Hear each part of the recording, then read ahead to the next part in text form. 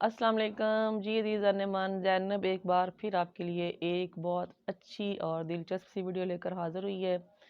जैसा कि आप जानते हैं कि मैं अपने चैनल पे जो ज़्यादातर वीडियोस लगाती हूँ वो रिवायात के हवाले से होती हैं। रिवायात में मुख्तलिफ़ चीज़ें आ जाती हैं, आपका रहन-सहन आ जाता है, आपका उठना-बैठना आ जाता है, आपकी बातें आ जाती हैं। जो पुराने ज़माने में जिस तरह की जो रिवायती चीज़ें होती थी उसमें मैंने आपको पिछली दफ़ा बताया कि उसमें ख़त लिखना भी हमारी रवायत का एक हिस्सा था, क्योंकि आजकल जो ख़त है उनका जो रिवाज है वो बिल्कुल ख़त्म हो चुका हुआ है। टेलीफ़ोन का दौर है, डिजिटल दौर है, कंप्यूटर का दौर है।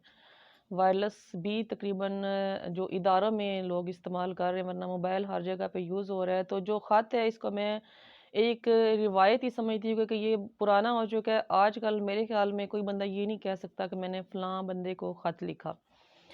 ख़त एक बहुत दिलचस्प जो होता था, मरहला होता था, और कहते हैं कि जो इंतज़ार होता है ये बहुत बुरी चीज़ होती है, लेकिन कहीं-कहीं इंतज़ार में लज़्ज़त भी होती है।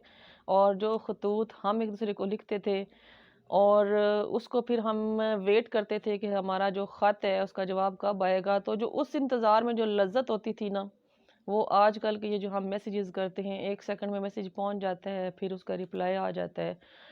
तो रिवायती जितनी भी चीज़ें हैं पुराने ज़माने की, ये तकरीबन मेरा माइंड भी इस चीज़ को मानता है और आप लोग भी इस चीज़ को ज़रूर तस्लीम करेंगे कि वक़्त आने पे हम जो अपनी रिवायात की तरफ ज़रूर वापस जाएँगे, क्योंकि जितना तरक्की का दौर अब आ चुका है, इसके बाद हमने तरक्की से वापस पलटना है।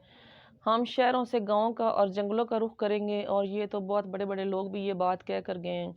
तो जंगलों का जब रुख करेंगे तो वहाँ पे हमें रिवायती चीज़ें जो हैं वो यूज़ करनी पड़ेंगी, बल्कि हमें अच्छी लगेंगी। अभी भी आपने देखा है कि जो लोग अपनी बिज़नेस से या कारोबार से थक जाते हैं, तो वो जो जहाँ पे सब्ज़ा होता है, जहाँ पे सैरो-तफ़रीह होती है, बाहर के इलाकों में चले जाते हैं, कोई मरी चला जाता है, कोई स्वात पहाड़ी इलाकों में जाते हैं, वहाँ पे सैरो-तफ़रीह करते हैं, अपने माइंड को वो थोड़ा-सा रिलैक्स देते हैं।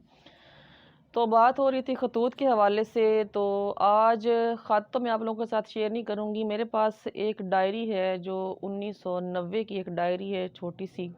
उसका मतलब कवर वग़ैरह तो उसके ख़त्म हो चुके हुए हैं, और इसमें मैं आपको एक और बहुत दिलचस्प बात बताऊँगी कि इसमें जो हमारी अभी जो राशन का जो रेट है, जिसमें चीनी है, पत्ती है, जिसमें घी है, ये जब 1990 के जो रेट्स मैं आपको पढ़ के दिखाऊँगी या मैं आपको पढ़ के सुनाऊँगी, तो आप हैरान रह जाएँगे कि आज का जो रेट है वो कहाँ तक पहुँचा हुआ है, और हमारे पैसे की जो वैल्यू है वो कितनी डाउन हो चुकी है दूसरे ममालिक की निस्बत।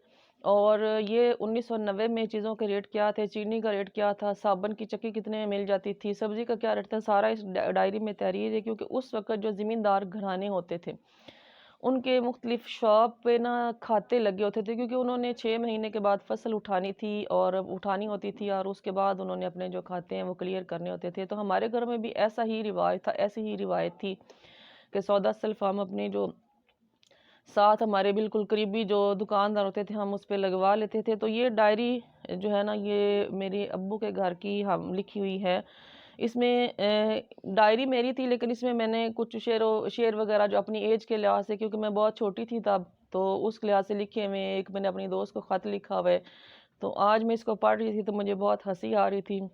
लेकिन लफ्ज़ मुकम्मल ज़रूर हैं, लेकिन उसमें एक बचपना नज़र आ रहा है। तो मैं वो ख़त भी आप लोगों के साथ शेयर करूँगी, और चीज़ों के जो मैं आपको रेट्स वग़ैरह वो भी आपके साथ जो ज़रूर मैं आप लोगों के साथ शेयर करूँगी। ये देखें, ये बहुत पुरानी डायरी है, और इसका जो ऊपर वाला जो इसका कवर वग़ैरह है वो तो कहीं फट के जो है वो गुम गुम गया है। लेकिन ये देखें, इसके ऊपर ये खाते वग़ैरह भी लिखे हुए हैं और शेर वग़ैरह भी लिखे हुए हैं। तो मैं आप लोगों को भी जो है ना ये डायरी इसको पढ़ के सुनाती हूँ।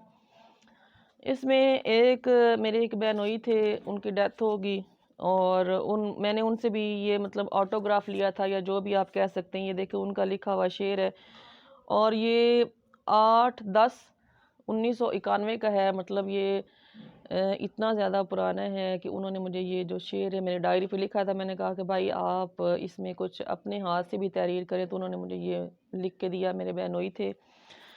तो इसके अलावा इस पे एक जो ख़त है, ये बल्कि मैं आपको एक वो डायरी जो मैं लिखती होती थी, ये 15 अगस्त 1990 को मैंने اپنا جو دن کا جو روٹین ہے وہ میں نے شیئر کی تھی بروز بدھ 15 اگست 1990 بروز بدھ، یہ آپ دیکھ سکتے ہیں، آپ ڈیٹ پڑھ سکتے ہیں۔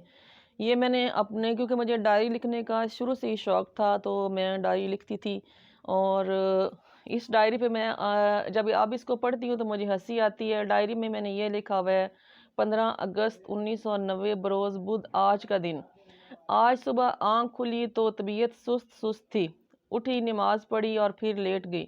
تھوڑی دیر بعد ابو کو چائے پکا کر دی اور پھر کھانا کھایا اور دوبارہ چائے پکائی، کچھ خود پی لی اور کچھ آپا کو بھیج دی۔ آپا ہمارے رشتہ دار، میری چچی لگتی تھی، سارے اس کو آپا کہتے تھے تو اس لیے میں نے بھی اس کو آپا بولا ہے، اور کچھ آپا کو بھیج دی۔ قسمت ہی ایسی ہے کہ دن گزرنے کا بھی احساس ہی نہیں ہوتا۔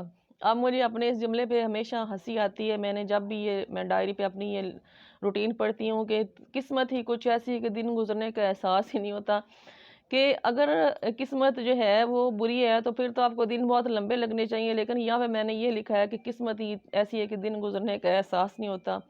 پھر آگے میں نے لکھا ہے میں پھر سو گئی، امی نے چولہے کی جگہ بنائی۔ چولہے کی جگہ مطلب ہمارے زمانے میں ہم جب چھوٹے تھے تو ہماری جو مائیں ہیں مٹی کے چولہے بناتے تھے، زمین میں کھود کے اس میں اینٹیں لگا کے تو چولہے بناتے تھے۔ پہلے وہ ایک تھڑا سا بناتے تھے، اس کے اوپر پھر چولہا بناتے تھے، تو امی نے وہ تھڑا سا بنایا، چولہے کی جگہ بنائی۔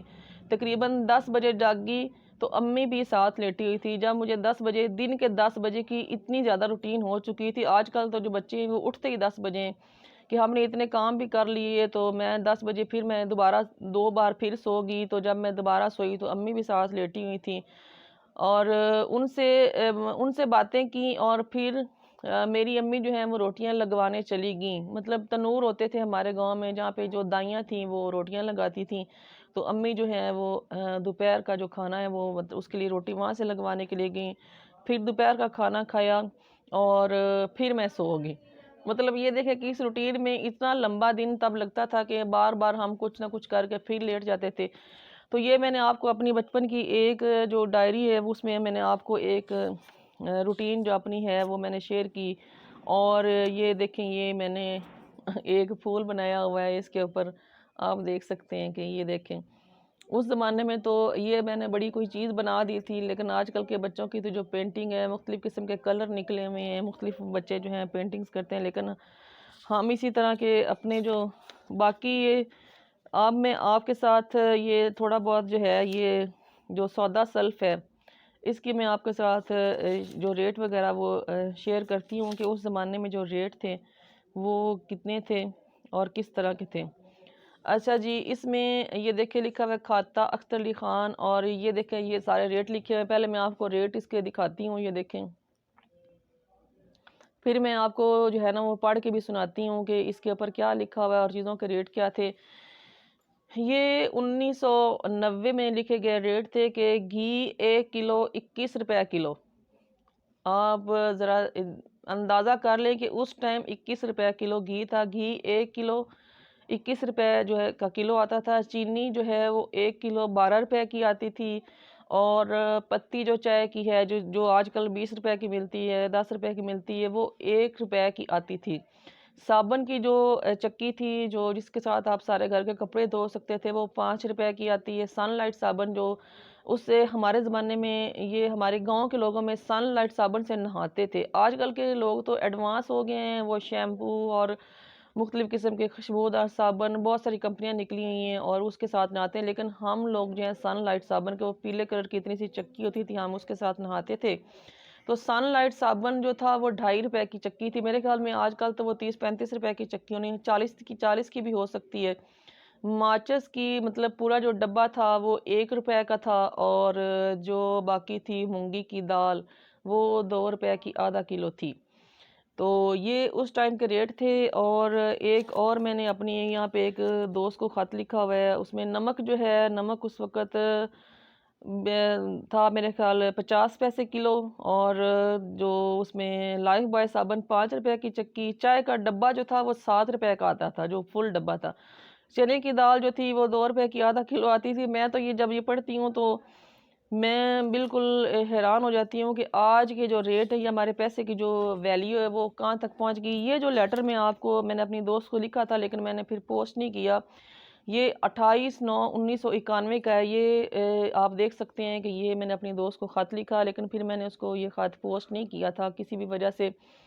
تو ابھی میں آپ کو یہ خط جو ہے، اس میں آپ ڈیٹ بھی آپ کو دکھاتی ہوں، یہ دیکھیں اس کی ڈیٹ ہے 28/9/1991۔ یہ دیکھ سکتے ہیں آپ کہ یہ 28/9/1991 کا یہ میں نے لیٹر لکھا ہے۔ تو اس میں لیٹر پڑھ کے سنا دیتی ہوں کہ جو میری ایج کے لوگ ہیں ان کو یہ چیز جو دیکھیں گے تو ان کو بہت دلچسپ لگے گی۔ میں نے لکھا ہے: پیاری بہن نسرین اختر، السلام علیکم کے بعد عرض ہے کہ میں خیریت سے ہوں اور امید ہے کہ تم بھی خیریت سے ہوگی۔ دیگر احوال یہ ہے کہ آج میں تقریباً تم کو 1 سال بعد خط لکھ رہی ہوں۔ پتہ نہیں تم ہاسٹل میں ہوگی بھی کہ نہیں۔ وہ میرے ساتھ ہاسٹل میں لڑکی پڑھتی تھی، میں آ گئی تھی لیکن وہ ہاسٹل میں تھی، تب مجھے یہ اندازہ نہیں تھا کہ وہ ہاسٹل میں ہے کہ نہیں۔ اور سناؤ کیا حال ہے، پڑھائی کیسی جا رہی ہے؟ میرے خیال میں سب کچھ ٹھیک ہوگا۔ ربینہ کا کیا حال ہے؟ اور آسیہ جہانگیر اور سیر رسول کیسی ہیں؟ ہماری کلاس کی یاسمین اور شکیلہ بخاری کو میرا سلام کہنا، باقی ہمارے سارے کمرے کو سلام کہنا۔ تم سوچو گی کہ یہ کس کا خط ہے؟ تو ویسے آج دل کیا تو میں نے کہا کہ تمہاری طرف خط لکھ دوں، تم تو شاید بھول گئی ہوگی، لیکن مجھے تم سب ابھی یاد آتی ہو۔ اگر خط کا جواب دیا تو پھر تمہارا بھی پتہ چل جائے گا۔ دیکھیں اس جملے میں کتنی معصومیت ہے کہ اس کا کوئی منہ سر نظر نہیں آ رہا کہ اگر خط کا جواب دیا تو پھر تمہارا بھی پتہ چل جائے گا۔ اب اجازت چاہتی ہوں، خدا حافظ، فقط تمہاری دوست زینب۔ تو یہ میں نے آپ کو تھوڑی سی جو ہے ہمارے زمانے کی جو خط کے حوالے سے جو روایت تھی یا ڈائری، تو میرے خیال میں جتنے بھی پڑھے لکھے لوگ ہیں یا شوقین لوگ ہیں اپنی جو ڈیلی روٹین جو ہے وہ ضرور ڈائری پہ لکھتے ہیں۔ میں بھی لکھتی ہوں، آج بھی لکھتی ہوں، جیسے مجھے ٹائم ملے تو میں اپنی روٹین ضرور لکھتی ہوں۔ یہ شوق کی بھی بات ہوتی ہے اور یہ ایک یاد بھی ہوتی ہے کہ آپ کی آنے والی نسلیں اگر آپ کی ڈائری پڑھیں تو ان کو پتہ چلے کہ ہمارے جو بزرگ یہاں سے چلے گئے ہیں ان کی روٹین کیا تھی اور وہ کیسی زندگیاں بسر کرتے تھے، کیا کیا کرتے تھے اور کیسی چیزیں استعمال کرتے تھے۔ تو میں امید کرتی ہوں کہ آپ کو یہ ایک روایتی قسم کی جو چھوٹی سی ڈائری میں نے آپ لوگوں کے ساتھ شیئر کی آپ کو ضرور اچھی لگے گی۔ زینب کو دے اجازت، اپنا بہت سارا خیال رکھیں۔ السلام علیکم۔